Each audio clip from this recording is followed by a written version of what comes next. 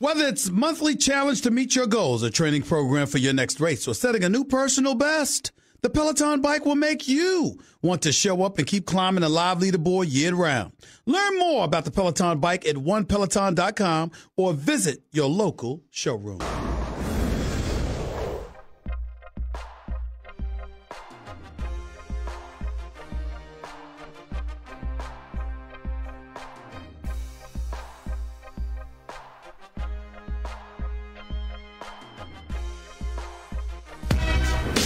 The Stephen A. Smith Show on ESPN Radio is presented by Progressive Insurance. Guests on the Stephen A. Smith Show appear via the Shell Pennzoil Performance Line. And you can always get in touch with the show through the 1-800-Flowers Twitter feed.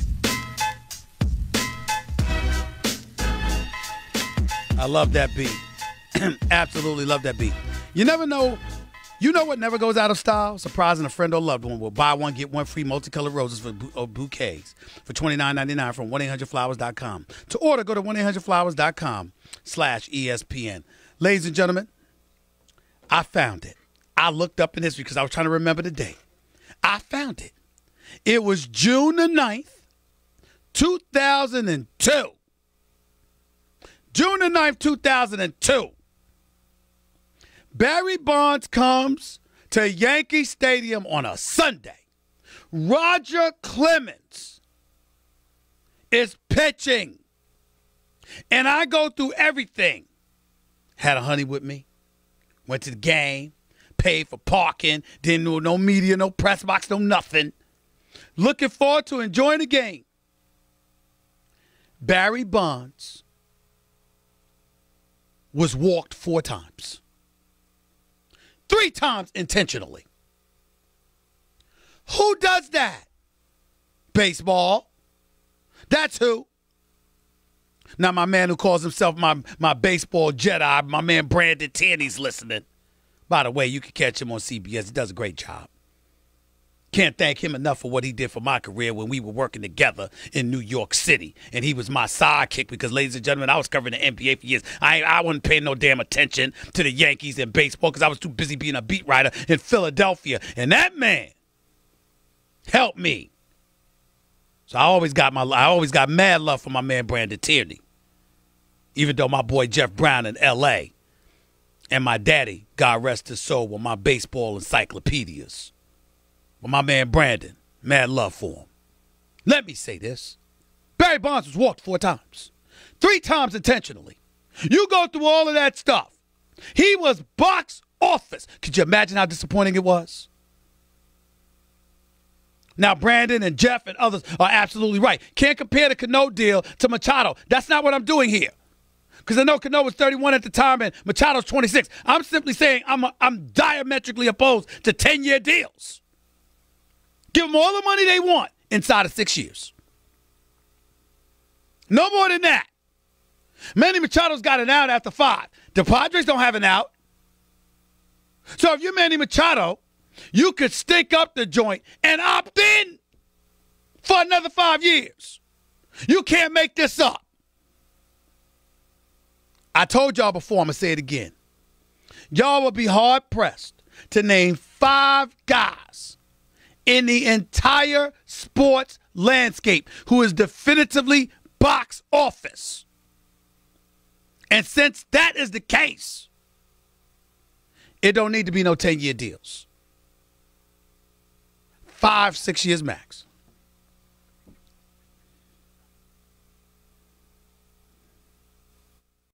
From coast to coast, the Stephen A. Smith Show starts right now.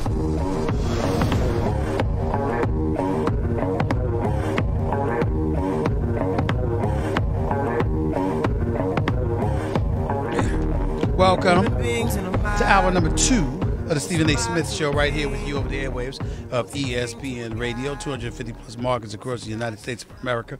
Check your AM, FM listing, plus ESPN Radio on Sirius XM Channel 80, plus ESPN Radio simulcast over the live national television airwaves of ESPN News. The Stephen A. Smith Show is being brought to you by Pennzoil Synthetics, taking synthetic motor oil performance to a whole new level. So make the switch to Pennzoil Synthetics today. Also, ESPN Radio is presented by Progressive Insurance, comparing rates to help you save.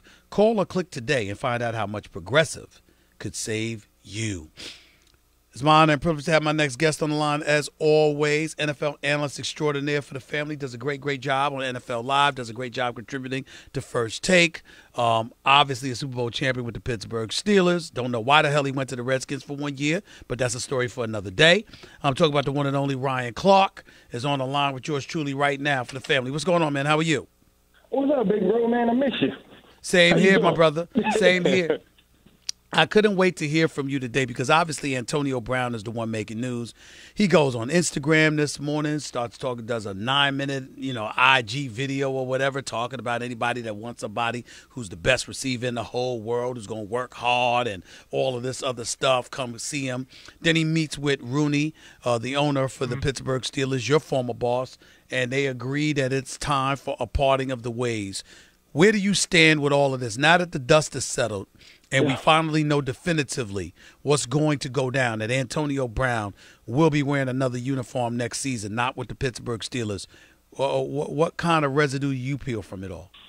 I thought that when it happened, I thought that they were going to have to make a move. Obviously, we couldn't see all of the moves that Antonio would make publicly after the first fallout with him missing the last game of the season against the Bengals. And so, now he's kind of backed the Pittsburgh Steelers into a corner. He's done a better job of promoting a trade than AD has in New Orleans. Like, this, to me, is something that you don't really expect out of this organization. This is something that you don't really expect a player in a Pittsburgh Steelers uniform to be able to do, which is force the Rooneys, force GM Kevin Colbert's hand and get himself a trade. But it seems like Antonio Brown has worked himself into creating his own narrative and now getting an opportunity to move on.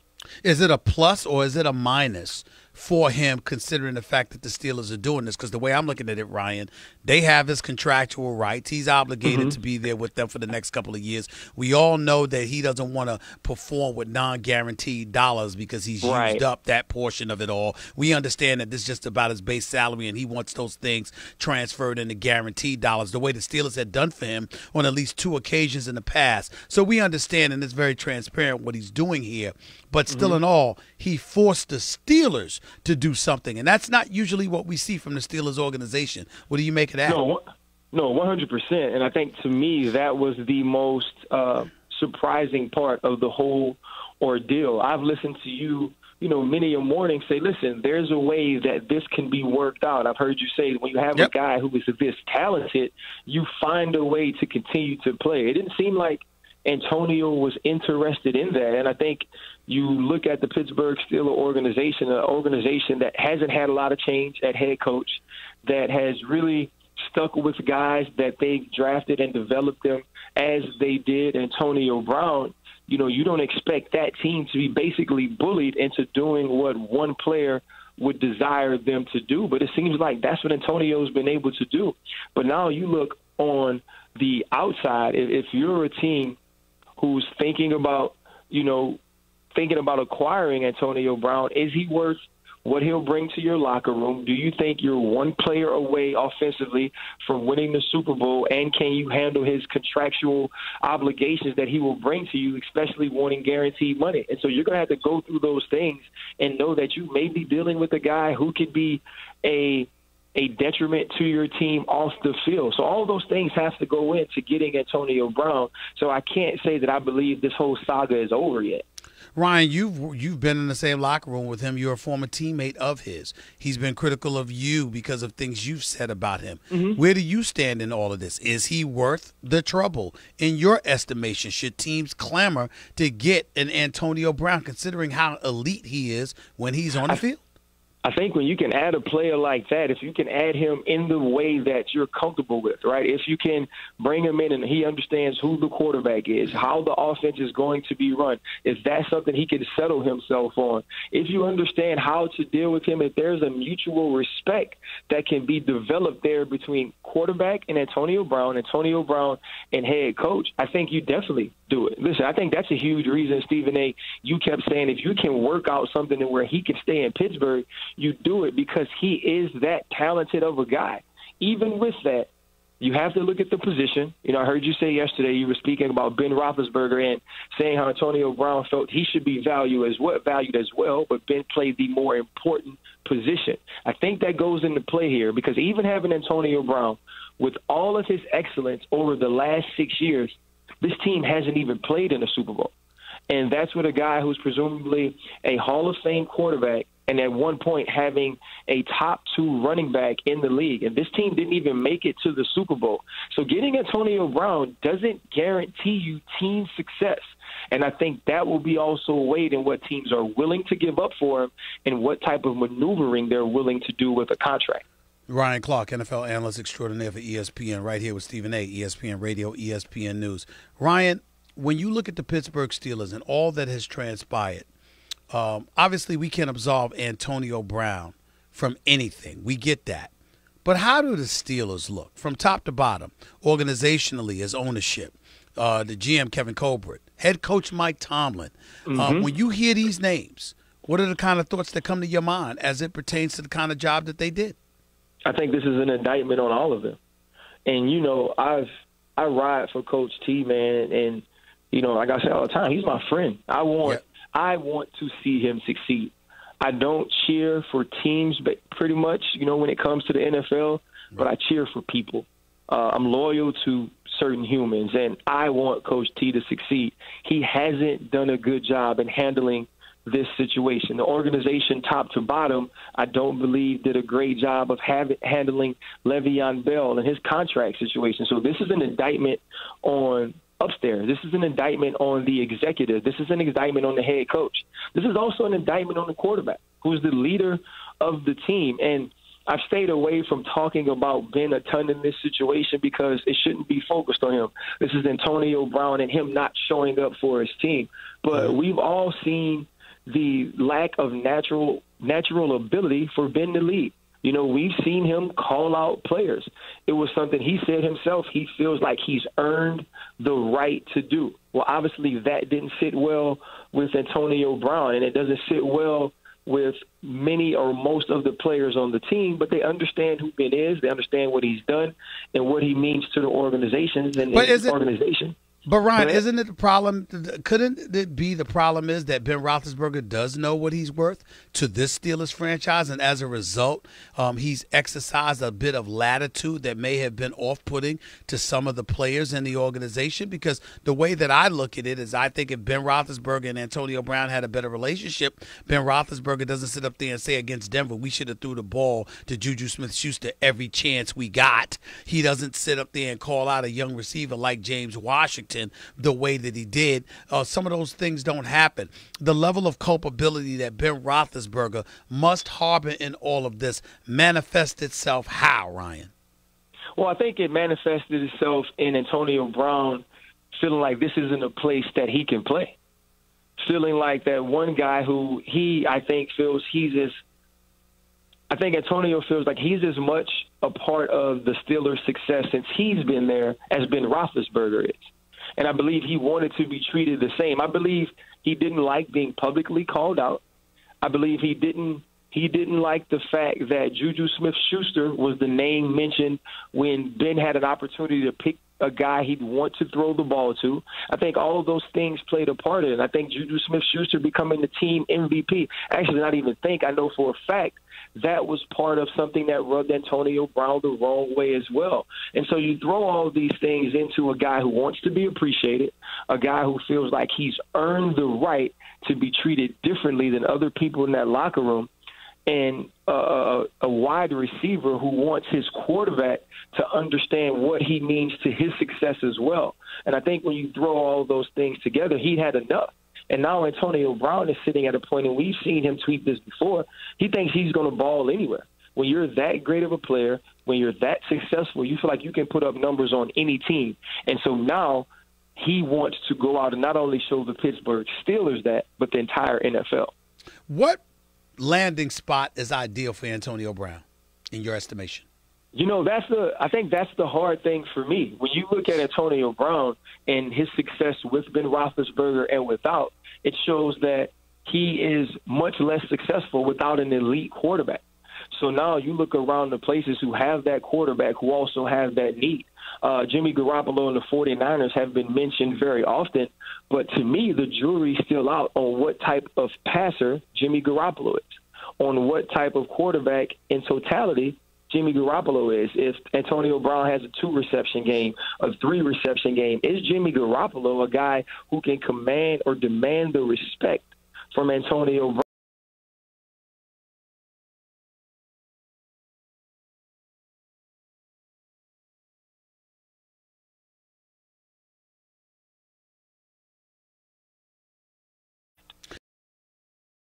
What kind of future do you think Juju Smith-Schuster has without Antonio Brown on the opposite side of the field as a wideout? I think he's a star, Stephen A. I truly do. I think Juju Smith-Schuster is a better version of Hines Ward, a more athletic version of who Hines Ward was. And I think Hines Ward is a guy who should be in consideration for the Hall of Fame. Yeah, but let me ask you this. Let me explain what I'm asking here. As a football player that played on the defensive side of the ball, it's one thing where you have to have your eyes are vacillating back and forth, left and right, because you're looking on one side of the field and you see Antonio Brown, and the other side of the field, Juju Smith-Schuster. But as great as Juju Smith-Schuster is, now that Antonio Brown is going to be gone, it's just him. What do you see him doing under those conditions? I think Juju Smith-Schuster is a legit number one. Obviously, I think things get tighter on him, harder on him once Antonio Brown leaves. Right now, you have the double teams. Now on teams who aren't doubling you, you draw the number one quarterback. So all those things have played a part into why Juju Smith-Schuster can succeed or has succeeded in the manner that he has. Mm-hmm. I expect him to continue to be a high-volume catch guy, a high-volume yards guy. I think, he needs to increase his touchdowns. I mean, this year he did go up, but when you have a guy like Antonio Brown who gets double digits, who gets 15, that's the type of production you're going to need from Juju Smith-Schuster. He becomes the number one. The jury's out to say that he can be as productive as Antonio Brown year in, year out as a number one receiver because nobody has, Stephen A. You look at the Julio Jones, the A.J. Greens, and these different guys, there hasn't been this level of consistency and dominance at this position in over the last 6 years. Antonio Brown is in the league of his own. So to say Juju Smith-Schuster can just step up and be that, I'm not willing to make that statement yet, but I do believe he's a true Pro Bowler and true number one receiver. Ron Clark right here with Stephen A., ESPN Radio, ESPN News. So with that being said, as we look and we reflect on the Steelers before we change subjects, Le'Veon Bell, he sat out this year. Didn't want to get franchise tagged, obviously. He was holding his position, looking for a long-term deal, not a one-year tender. The Steelers are in a position where they could do that to him again. What do you think should happen as it pertains to Le'Veon Bell? What do you think will happen? I think the Steelers are in a position where they can tag him again. You've heard things about the transition tag. Not sure you want to franchise him and put that type of number on him. Right. But I think right now the Steelers, you can't just lose everybody, Stephen A. Yeah, I agree. It can't be that Le'Veon Bell gets to leave and you get nothing back from it for him. Antonio Brown leaves, and I've heard people even talk about they may have to accept a second-day pick for Antonio Brown. That's just something you can't do. So right now, the Pittsburgh Steelers are going to be in a position where the next decisions they make can call into question their business acumen in the way that they've handled these contract situations. And so for me, I think Le'Veon Bell is a guy who may get tagged. And also on the other side, I don't know if Antonio Brown becomes as easy or as profitable to move as everyone thinks he is. So what are you trying to say, that you don't think the Steelers will be able to get a first-round pick for him? I think it's going to be hard. And I know everybody's going to look to the Amari Cooper trade, but we're talking about a guy who's bigger, whose measurables are higher, who was younger. You're talking about a guy that, for everything we know about him, has never been a locker room issue, has never run himself off a team or run a team away from him. And so when you start thinking about all of those things and how they add into how you see Antonio Brown and what you're willing to give up for him, you have to be very comfortable with not only the player you're getting, but the person. Let me transition to this subject, Ron, because I definitely trust and appreciate your perspective, and I want you to educate my listeners on it from this specific generic angle. In the news recently, we had Jay Glazer for Fox talking about Odell Beckham Jr., but, it wasn't news and it wasn't inside information. He was just predicting that Odell Beckham Jr. may get traded. When we hear about Odell Beckham Jr., he hasn't been in any real trouble or anything like that. Might have been a headache for the Giants from time to time, but his greatness cannot be denied.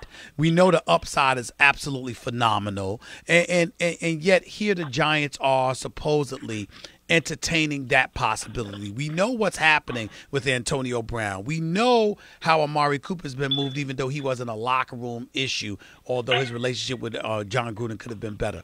Talk to my listeners about the locker room in the National Football League. Is it overblown, and is it an excuse just for teams to lowball players, or is it really, really legit that a personality can be so cancerous to grown men with bills to pay who are licensed professionals that their mentality is this guy has to go because he really has the kind of power that could compromise our success? Is that real? You know what? You know what's crazy? It's not real inside the locker room. So say Stephen A. and I have an issue, but every time we go on First Take, we just crush it, right? Our debates are good. We have a great chemistry. Now, we might not speak off air, but when we get on, we turn on, when the lights come on, we do our jobs and we do them well. Right. And there is no remnants of our off-camera relationship that shows up on camera. So that's how the locker room works most of the time. Listen, Big Ben and Antonio Brown, they've had these issues or these feelings about one another for years. This isn't new, right? But now it's become a problem because it's now become an organizational problem. Big Ben can't get Antonio Brown moved. Juju Smith-Schuster can't get him moved. Upsetting those guys, as long as you go out and do your job, that's not an issue. But when you mess with upstairs, right, when you mess with image, when you mess with the shield, when the emblem on the helmet is now being called into question, and you involve those people, the Mr. Rooneys, the Kevin Colberts, that's when there's a problem. When ownership, when management has an issue with the way that you conduct yourself in the building, it's a total different thing than when you have individual qualms with players. And that's where Antonio Brown is now. That's the position that Terrell Owens put the Philadelphia Eagles in years back after the Super Bowl. Once you make it very public that you and the organization aren't on the same lines, aren't on the same page, that's when you get moved, and that's where he has got.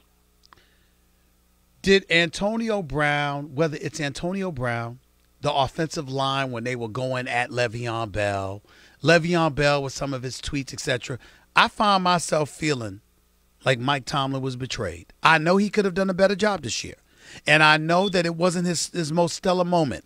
Please don't get me wrong, because I like you. That's a friend of mine. I love Mike Tomlin.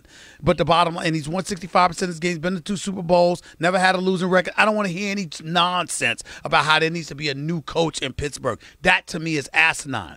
But I do think that neither of us going to put our head in the sand and act like he did a great job this year, because he didn't.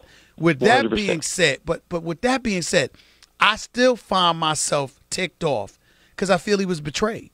I feel like he treated grown men and professionals like grown professionals, and he was betrayed because they didn't honor that. What do you say to that?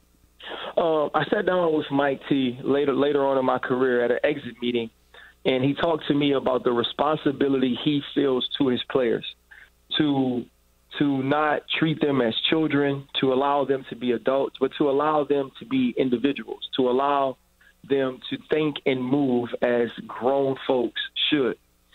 Sometimes when you do that, you develop a bond and a chemistry and a friendship the way we did. We were close in age.